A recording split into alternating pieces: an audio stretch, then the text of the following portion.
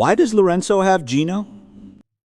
We know Higino has no track record of governance or leadership in developing part of the country, etc. But he is here, assuming the role of a symbol of courage, something that didn't exist within the MPLA.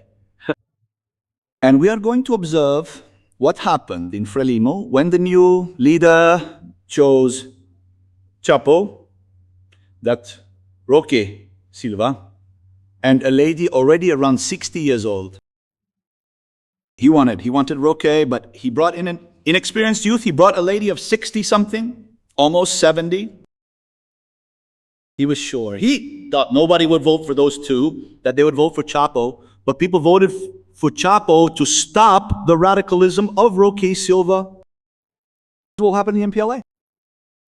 The members will lean on Higino to also stop the radicalism or the radical leadership of João Lourenço, which creates discomfort for the MPLA militants.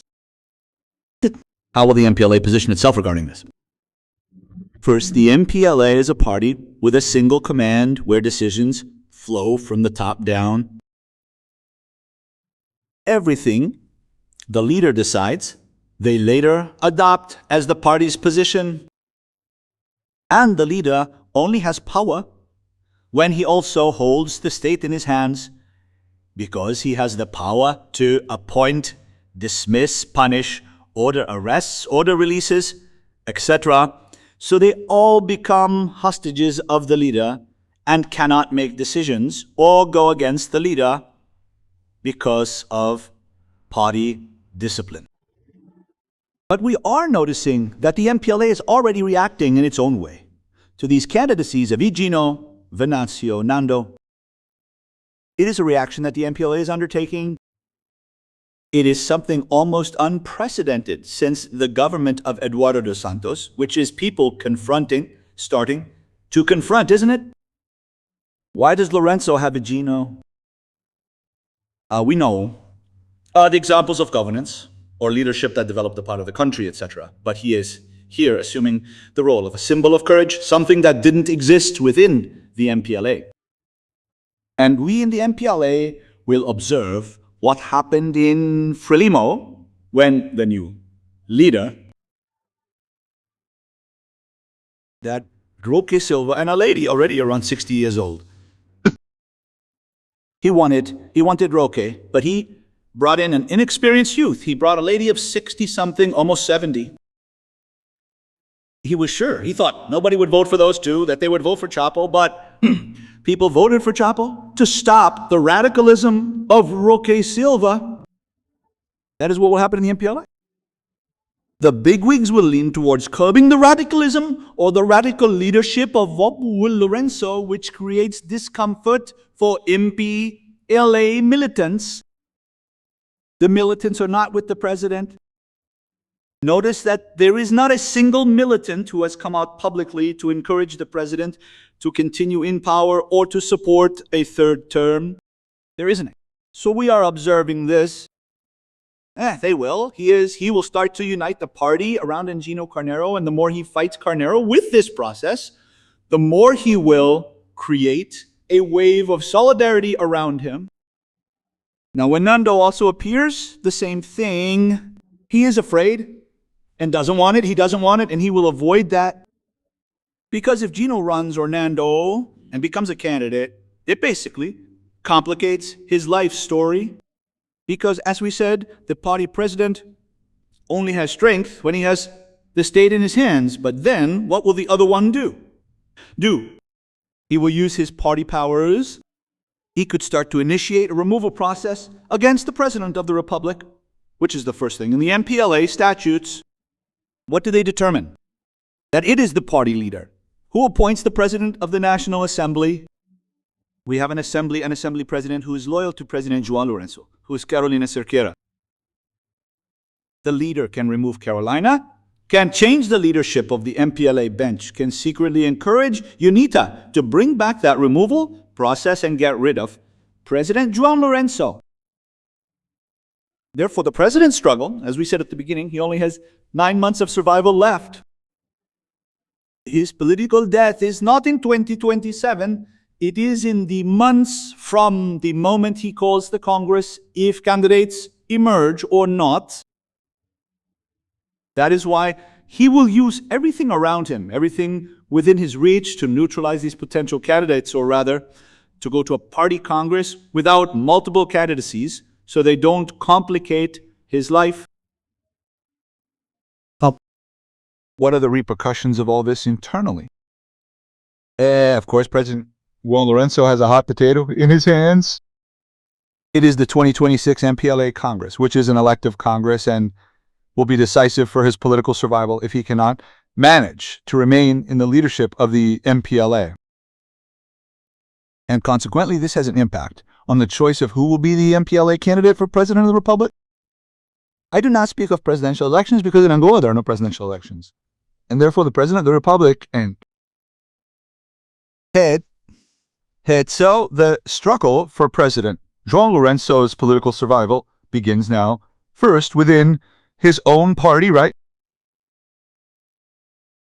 And when he came out saying he didn't give anyone his blessing to announce a pre-candidacy, that is a gross violation of the statute itself.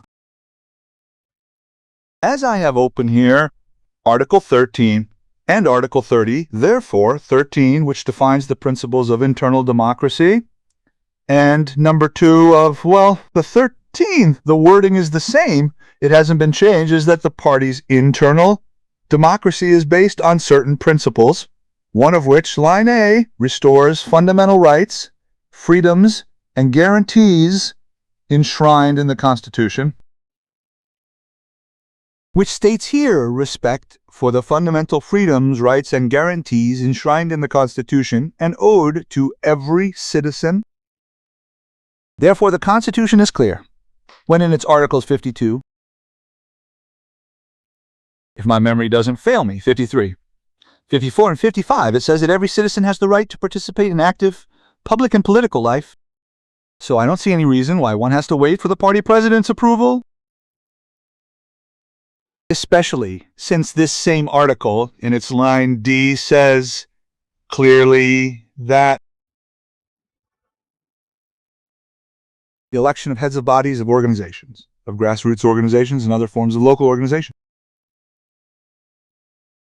This right of the citizen to be elected, to elect or be elected to party leadership bodies, not needing any blessing from anyone. In fact, Article 30 of the party statute enshrines the principle of equality that we all know, which also stems from the Constitution itself, in Article 23. And this Article 30 says clearly that all militants, regardless of their functions in the party, are equal and have the same opportunities to run for individual or collective positions. Therefore, it is enough for the militant to meet the requirements provided in the Constitution so that, in due time and when appropriate, they can present or formalize their intention. So it does not require any blessing from the party president. When he says that, what is he saying right away? That only those people to whom I give my blessing will run.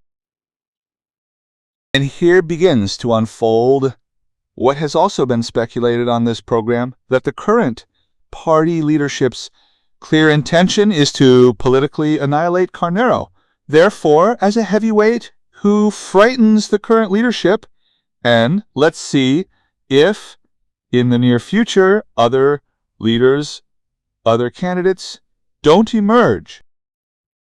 I've seen on social media that the Pellar elective Congress will be moved up to March or early next year. And there's already talk of candidates like Nando and also Fejo. Well, let's wait and see. As the saying goes, men messes. It's true that the great fight for political survival is now beginning within the MPL itself. And Higino at this moment has no way to back down. He will have to keep moving forward. And when you brought up the issue of slandering a general in this way, what is the reaction? Obviously, the generals in the armed forces, those who are loyal to Higino, are not satisfied. He is a general with a lot of prestige within the armed forces even today, and also with some significant standing in society due to his historical, political, and military background, and, we all know, Higino Carneiro's service record. And, therefore, this is the big hot potato in the hands of President João Lourenço, which is to find ways to block a potential candidacy from Higino Carneiro. And some connections to the Russians are already starting to be made here. But we have always had Russian influence in Angola. Our advisors were Russian. The president himself had Russian advisors, both in the former national political leadership of FAPLA, where he was chief, and even while he was Minister of Defense. And, therefore, we in Luanda and in some Angolan provinces had so-called Russian language centers, which were spaces for cultural and obviously political influence as well. And so, bringing up the Russian angle to smear Higino or UNITA itself, I think it's a thoughtless and highly irresponsible act that, in the end, will turn against the current leadership